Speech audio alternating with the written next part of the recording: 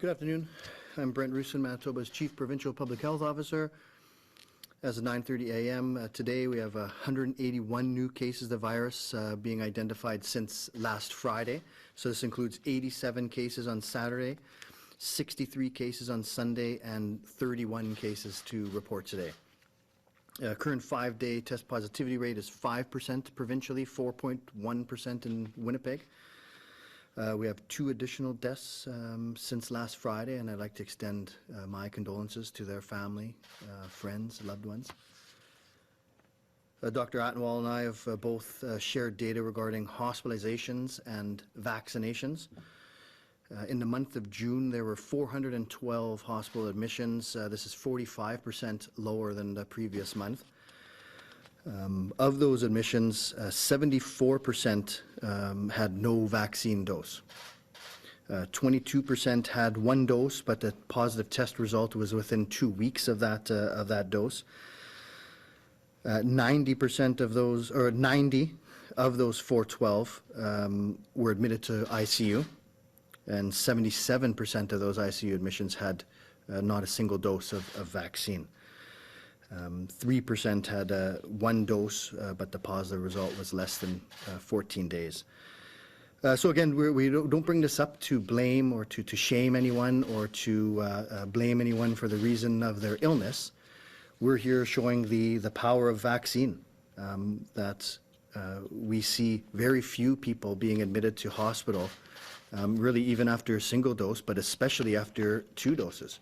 We see the power of that vaccine in preventing severe outcomes. And that's what we've been really focused on throughout this whole pandemic, is to not have those severe outcomes, to ensure our healthcare system is there for all Manitobans. And as we see less and less Manitobans that are unvaccinated, we're going to expect to see that translate into less and less need for hospitalizations and ICU admissions and these severe outcomes. So this is why we report this data, and we're going to try to report this regularly. It's because we want to show people the value of that vaccine, show the almost immediate value of Manitobans becoming vaccinated. And this is on our way to that post-pandemic Manitoba. So we know some Manitobans are hesitant to get vaccinated. If you have questions, please contact your healthcare provider. You trust them with a lot of discussions and information. Trust them with this. But you can see the incontrovertible evidence of the value of vaccines right now in Manitoba. So I do strongly recommend all Manitobans be vaccinated, those who are eligible, and be vaccinated as soon as you can with both doses. You know, I'm really thankful for the important grassroots works that's happening right now in all corners of the province, trying to reach Manitobans to get vaccinated. And that we see now, the vast majority of severe cases of COVID-19 are preventable. We have vaccine now. We have everything we need to substantially reduce hospital admissions and ICU admissions. And so that's vaccine is that key part of leading to a post-pandemic Manitoba.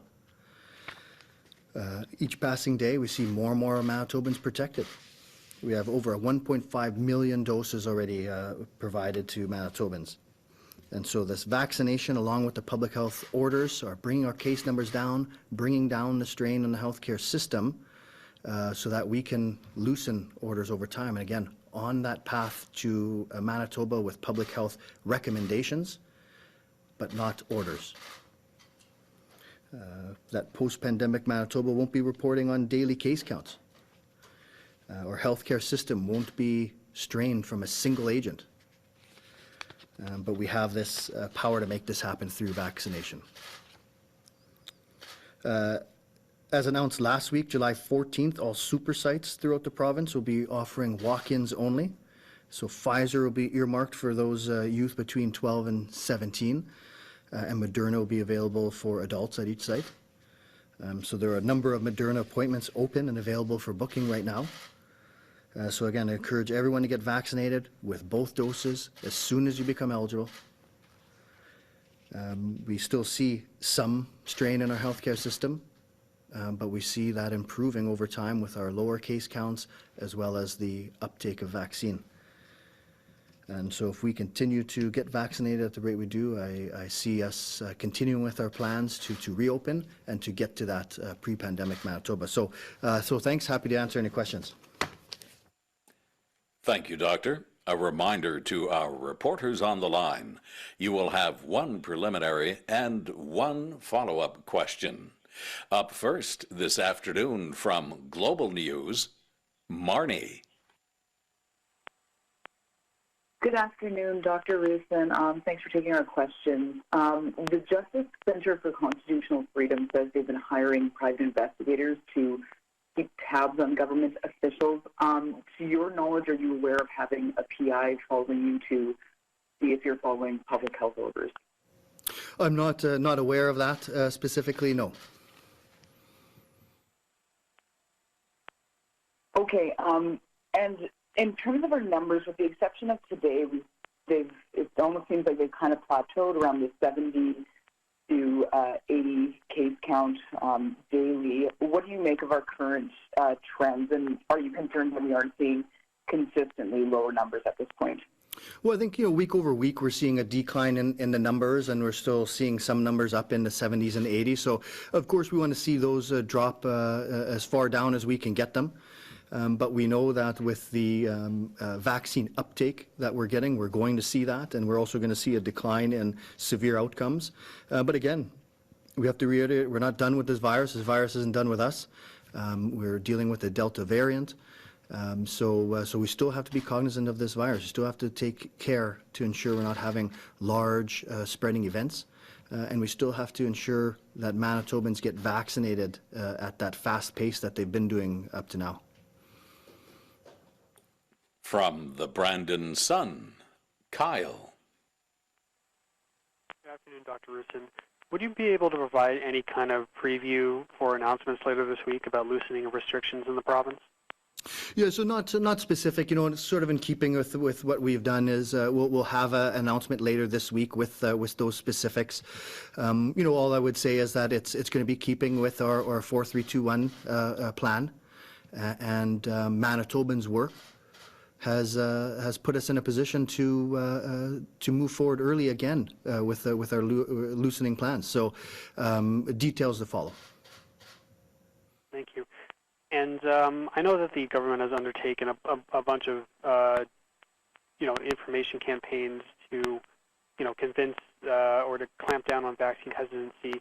Are you feeling at this point that those campaigns are gaining traction, or do you feel like you guys are bumping up against the wall at this point in terms of convincing people to get the vaccine?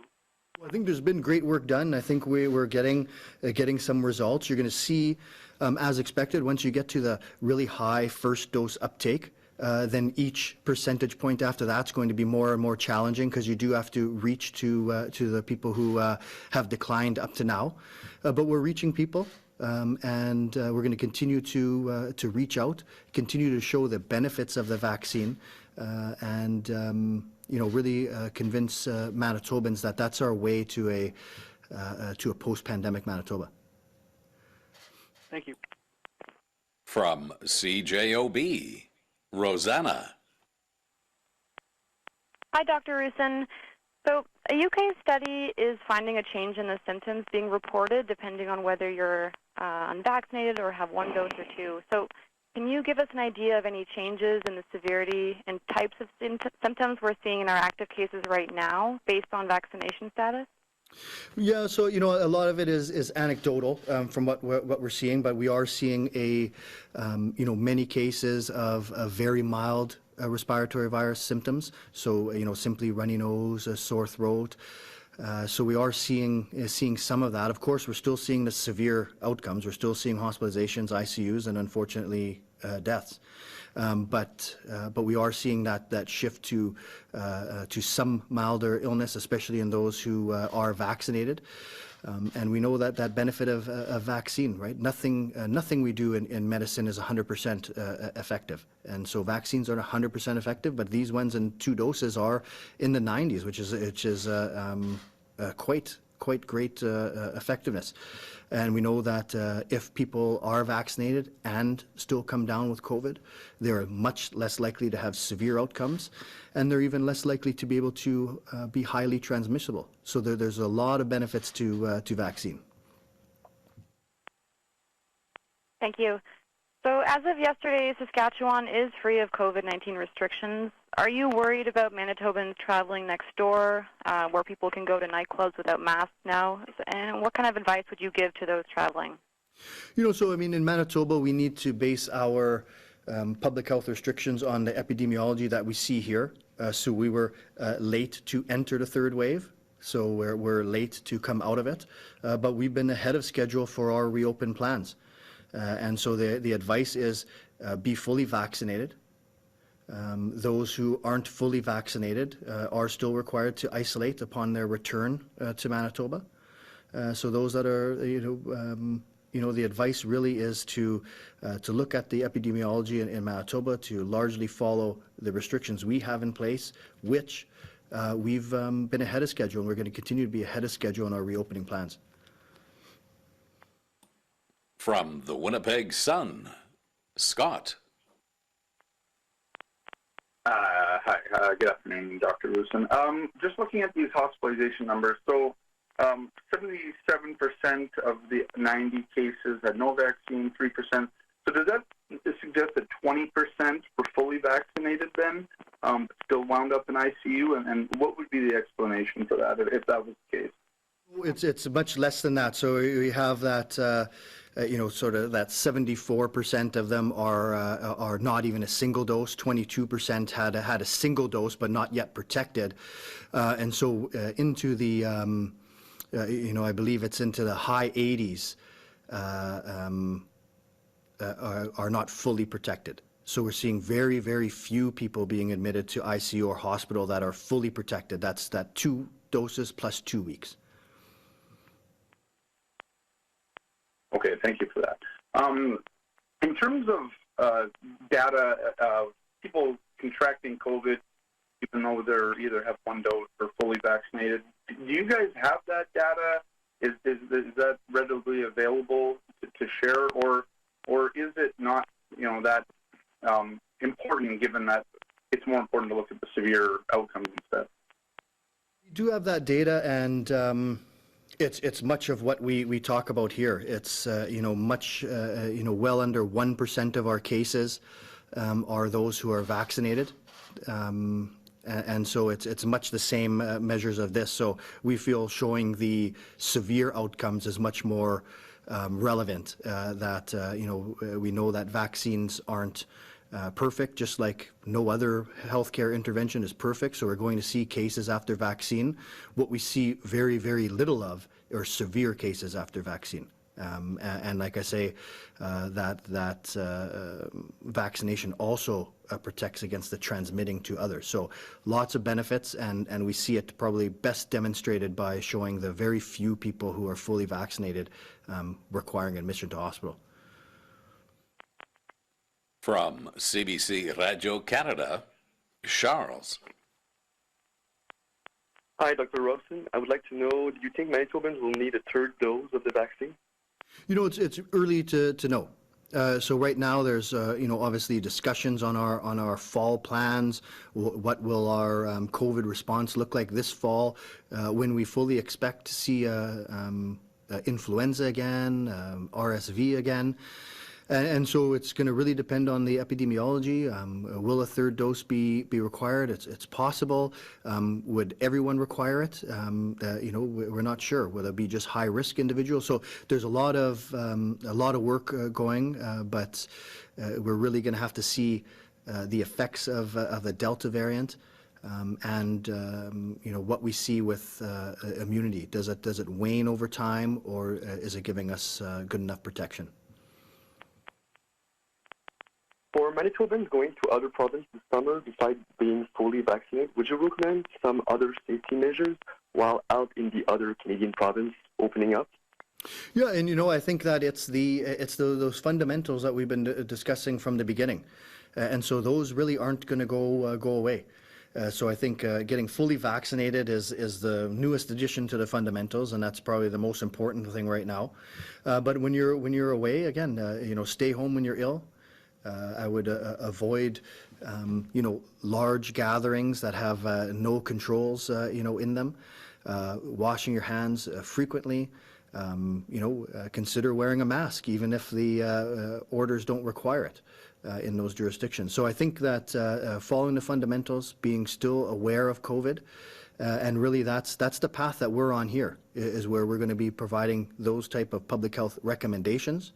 There are going to be some people who are at risk or who have less tolerance for risk, who will be more careful than others. But the number one step that Manitobans can take right now, whether they want to travel, whether they want to protect themselves, whether they want to protect people around them, is to get vaccinated fully. From CBC Manitoba, Sean. Dr. Roussin, have you been briefed by Manitoba justice officials, the police, or other security staff about being followed by private investigators or anyone else of any kind? Not necessarily being followed. I've certainly had a number of threats, against me and my family that I've been in contact with security and the police, and I've had it followed up. There's been some suspicious activity that has been reported to me, around my house and things that I've been in contact with law enforcement, but not specifically on this topic of a private investigator being hired to follow me. When you hear that a justice official with the position of Chief Justice of the Queen Bench, who's presiding over a case related to public health orders, is being followed, do you think that has an impact on the efficacy of public health orders and the nature of the debate about it in the public? I don't think I can, really comment specifically on that. I think that this pandemic has been difficult on all Manitobans. Manitobans have lost loved ones to COVID. They've lost loved ones to other causes and not been able to mourn the way they've wanted to. We've had businesses shut down, maybe never to open again. Our kids have missed out on a number of opportunities. So I think it's been really challenging, and I just think that putting Manitoban against Manitoban, isn't our way out of this. It's always been, we've been in this together. We know it's been challenging in many different ways for different people. But where we are right now with the vaccine uptake, Manitobans have put us in the spot now that we're going to be starting to loosen these restrictions, and and that's our path forward to this post-pandemic Manitoba, to this Manitoba where we don't have Manitobans pitted against Manitobans. From the Canadian Press, Steve. Oh, hi, Dr. Roussin. You mentioned suspicious activity around your house, and I imagine you don't want to go into too much detail, but I was wondering if you could tell us what happened and how it felt, and how it felt to have your family there as well. Yeah. So, I think it was just, I won't go into many of the details, and it's not just a single occasion, but it is to get a call from law enforcement when, at the time I wasn't at home, but my family was. And so, so it's a little bit concerning that way. And again, it's understandable that this has had a huge toll on Manitobans, but, I don't think that, any of us can legitimately accept that threats against someone or their family is acceptable, no matter how much you disagree with some of the protections that we put in place. Thank you. And I just wanted to go over the numbers you provided at the beginning, because we didn't get these on paper. Just so I understand correctly, and correct me if I'm wrong, but you said 74% of the people admitted with COVID to hospital last month were not vaccinated, and another 22% had one dose but less than 2 weeks. So that, in my math, that's 96% who either had no vaccine or one dose but less than 2 weeks.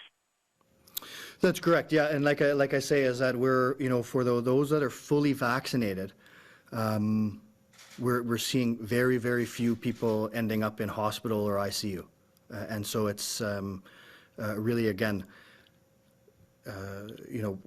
When we started speaking about these numbers, we got reports of people making to ICU when their dose was scheduled the day after they got admitted to ICU. Right? So it's not about blame, it's not about bad decision making. It's just simply to show that this is our way to a post-pandemic Manitoba, and it's putting us in a position right now to be ahead of schedule with that. So that's the reason we show this. And I think we're going to keep showing it until we can get as many Manitobans protected as possible. From CTV Winnipeg, Michelle. Hi, Dr. Roussin. We keep hearing, we're headed towards a post-pandemic Manitoba where there'll be just recommendations from public health. What if some businesses are considering keeping a double vaccination policy even after that? Is that something that businesses can do? What will be the recommendation going forward? So I think we're going to have, as we move into that phase of our reopening, we're going to have more guidance on those specific things. So the idea is let's get as many Manitobans vaccinated as possible so that we can get that population level benefit, right? So we know right now that those under age 12, for instance, are unable to get vaccinated currently.